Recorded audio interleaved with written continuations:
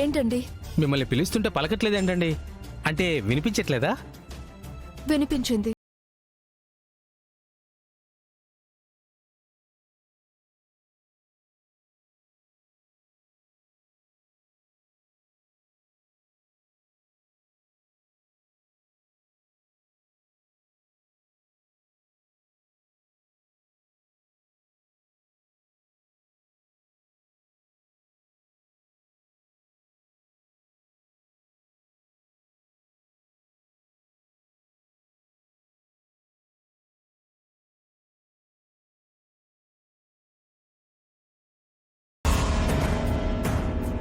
అవునా? కానీ మా అత్త వీర్రాజు అనుకుందండి.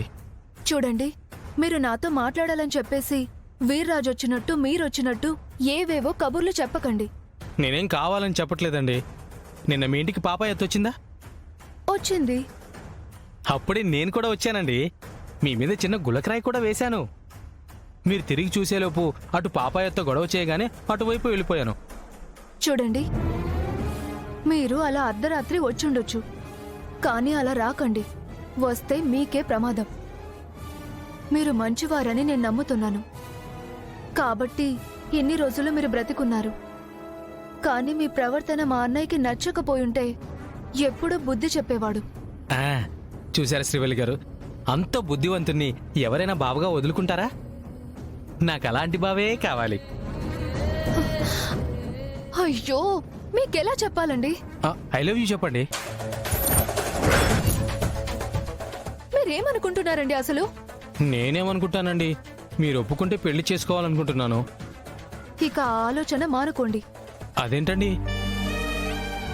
మిమ్మల్ని ప్రేమించిన మాట నిజమే, కానీ తలరాతలో ఉంటేనే మన పెళ్లి జరుగుతుంది. లేదంటే మీ దారి మీదే, నా దారి నాదే. ఏమండి, మీరు మెత్తకనుకున్నాను. మీరు చాలా గడుసండి. అంతేకాని మీరు మాటలాపరా? మీరు కలవడమే చాలా తక్కువ. ఈ 2 నిమిషాలైనా మాట్లాడొచ్చు కదండి.